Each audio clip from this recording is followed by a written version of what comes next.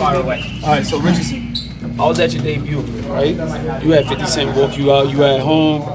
You know, just explain the difference between you debuting at home with a megastar and the Richardson Hitchins today, who's a world champion finally. Like, what's the feeling? It just feel like to always believe in your skills, you know what I'm saying? Like, I always knew I was talented. I always knew that I was special. And as my journey went on and I got more seasoned in boxing, it just showed more and more that I was special and I was different. And I knew that not a lot of people was not on my level in the sport of boxing. I always say this to myself: I don't belong in the ring, but if it ain't top competition, because that's the only time I'm gonna get tested, and I belong in the ring with guys like Liam Paro and the top guys in boxing. You know, it wouldn't be fair for me fighting the BB Kings in the show. My talent is bigger than that. And like I said in that interview in the Zone, I'm gonna be here for a long time, making hits like Michael Jackson. All right, so what would you tell your younger self, the same Richardson Hitchins who had a controversial loss to Gary Russell? What would you tell yourself if you could go back in time? What would you tell yourself now? Keep believing in yourself. Keep believing in yourself. Keep going. The same thing that I told myself after that loss. Just to keep going and keep pushing. Just keep believing. Keep chasing greatness. You know, I got it tattooed on me, chasing greatness, and that's what I wake up every day and try to do. Just get greatness and get the best out of the sport that I can, and that's building my legacy so I can never be forgotten.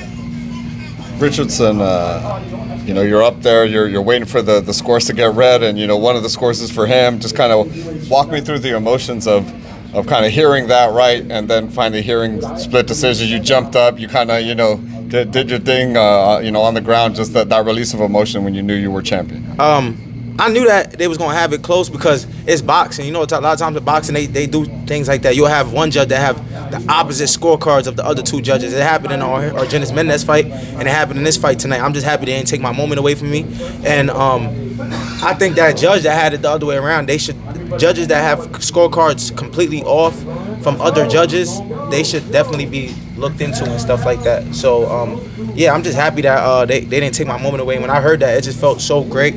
It felt like I finally reached I never achieved something like so big in my life. You know what I'm saying? I come from Crown Heights, Brooklyn, New York. Like, achieving greatness, knowing that everybody that this right here, nobody could take away from me. I'm a world champion. It's solidified. My kids will know about this. My grandkids will know about this. This is a historical moment. You know, to be a world champion, it's like it shows that you box at the highest level, and I'm just grateful that I was able to have fun at the highest level, doing what I love.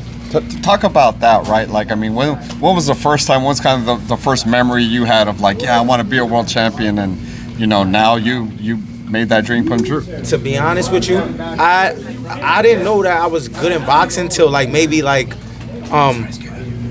till after.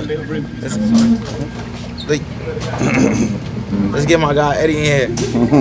What story? Let me say what I gotta say. You know, Eddie actually gonna take over the camera. No, not now.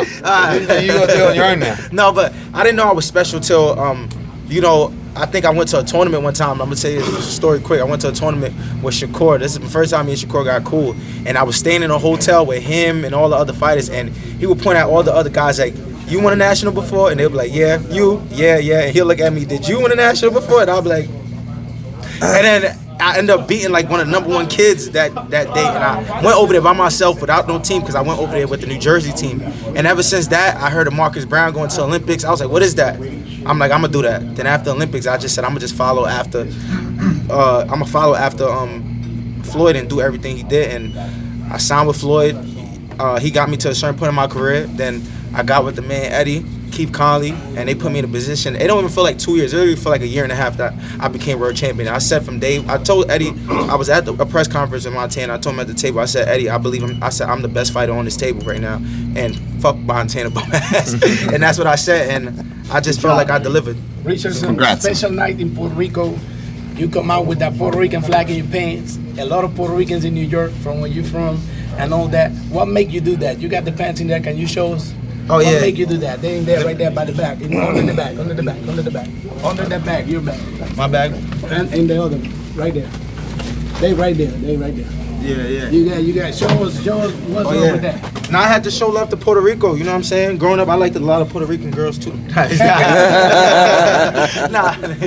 I had to show love to Puerto Rico. You know, Puerto Rican, Hispanic community in New York is big. You know what I'm saying? I had my guy Edgar Berlinghi. I seen him ringside showing love. So it was dope to fight in Puerto Rico. Puerto Rico, y'all showed me a lot of love. I was out here for maybe a week and a half before the fight, just getting used to the atmosphere, and I just felt great. I loved the energy, the weather, everything, and it was great to bring boxing here. You hear the boost that the Puerto Rican fan give to him.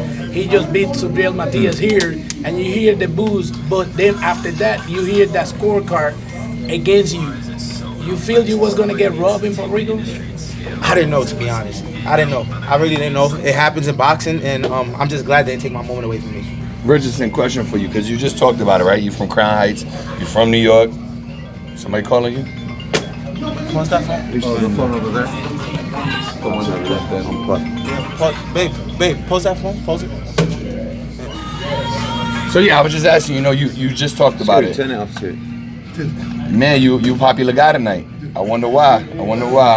Nah, but yeah, you were just talking about it, right? You're from New York. You're from Brooklyn, Crown Heights. What does it mean to you to be another champion from Brooklyn, to represent in that way? I feel like there's nothing to be like a world champion from New York, and not only that, to be a shit talking champion from New York, to be somebody that talk their shit and come out and back it up and show out.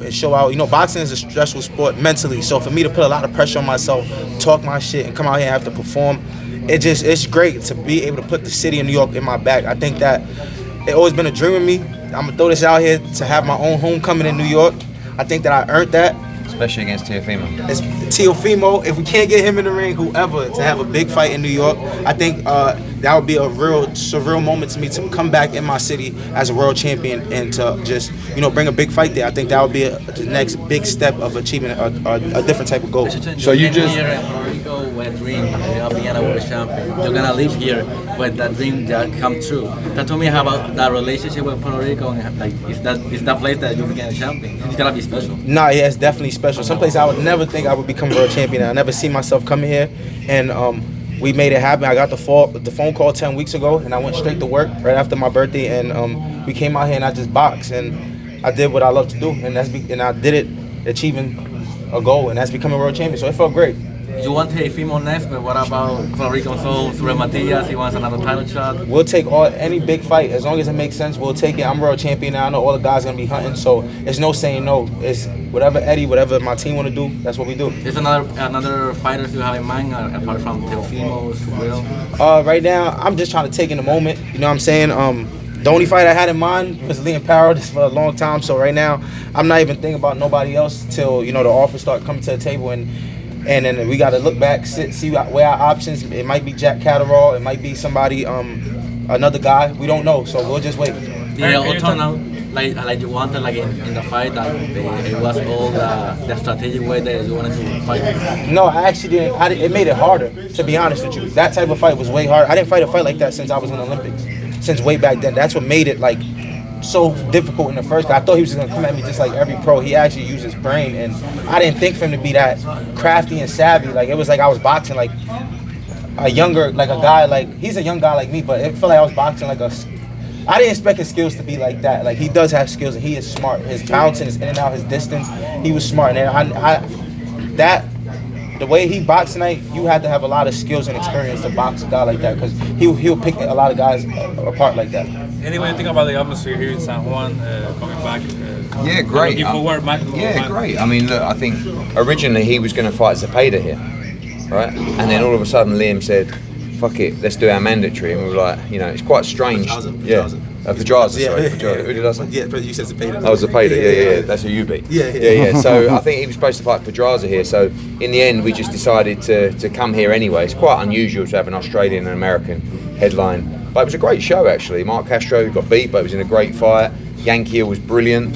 Patufo against LeBron, amazing fight. And so too those guys. Look, you guys know your boxing, so you come out, and even when the Puerto Ricans finished fighting, most people stayed to watch the Australian and the American, which is a great sign. So we'll be back here in March. He won't be, he'll be in New York or wherever he'll be, and Riyadh, wherever the big fights are going to take him now. He's got a belt, and he's a guy actually that a lot of people would avoid. So it's been very difficult for us because we've took him on, we got him active, then we headlined him twice, once against Zepeda, once against Lemos, and now he's got a belt. He becomes the hunted, and no one wanted him to fight him before that. So the belt's really important for guys like Richardson because it'll help us to make those fights now. No one can say, oh, why would I fight Richardson Hitchins? The answer is now you'd fight him for a world championship. And what other boxers can we see in March here in Puerto Rico? Well, of course, Edgar Berlanga, looks like he's going to be headlining, but a lot of the guys you saw tonight, keep that, for sure, great fighter, We look to do 3 or 4 shows here next year in Puerto Rico. Can we see Yankiel maybe fighting for a title shot? Love to, yeah. Hitchins, you said you believe in him 2 years ago on bringing you here. Now how much you believe on him on making happen that unification fight against Teofimo Lopez? Eddie's a competitor. He's a hunter, so he's the guy that's going to go for the biggest fish. Like I told Liam, I said, not no shade. I told Liam he built his career up in Australia, but once you get with Eddie, you got to fight road fights now. That's why I kept telling Liam, like, he's in a road fight, and like I said, me getting to this position, it wasn't given. It was 100% earned from the start. I got in the ring with Yomar Alamo, a fellow Puerto Rican. He was highly ranked in the world from then. For Bauza, that was another Puerto Rican highly anticipated fight. Then big names after big names. Even to my last fight with Lemos, a 29-0 undefeated Argentine guys, a tough guy. I was hungry, so I think that I earned my spot to get here, and I believe in Eddie going for putting me in the biggest and best position possible. Eddie, how much you gonna put in to get this man the unification fighting and those champions out there? I think they're natural fights. We just said about New York, but also don't forget of our relationship with Turki Al Sheikh in Riyadh. I think that Richardson should come out there in a couple of weeks' time if he's around for the Usyk Fury fight, because you got to start getting your face out there now and your name out there. And Teofimo against Richardson is a massive fight for Brooklyn, but it's also a huge fight for Riyadh. So the aim now is, there's actually a bit of content that we did, I think about a year ago, which we'll put out again this week, which is him walking around Brooklyn. And I think we really got to talk about him being a product of that environment. The way he used to walk to that gym, we go to that, the boys club there, like, that's a tremendous story. And I really want to push that as well, because I think him against Teofimo is a massive fight for Brooklyn. But if it doesn't go there, we can take it to Riyadh. Valenzuela already boxed on a Riyadh season show. There's other fighters. Devin Haney is a big fight. These guys talk back and forward. That's going to be a big build-up fight as well. But just those guys that have tried to diminish him in the past now can't do it anymore because he's world champion. And when he came to us, he was really inactive. And when he reeled off all those fights there, he's done a tremendous job because he's won them all. But we've done it. We've done a great job to get him in that position, and he earned his shot at a world title. And respect to Liam Paro as well, because he could have made him wait. He could have kicked him down the line to next year, and he went, no, let's fight him now. Let's try and beat him and then get a big fight. And he came unstuck. But respect, 2 guys that love to fight, and he's right. I will always put my guys in real fights, because you know what? If you're good enough, you'll win. It's simple. He was just doing his blood sample in there, and he was also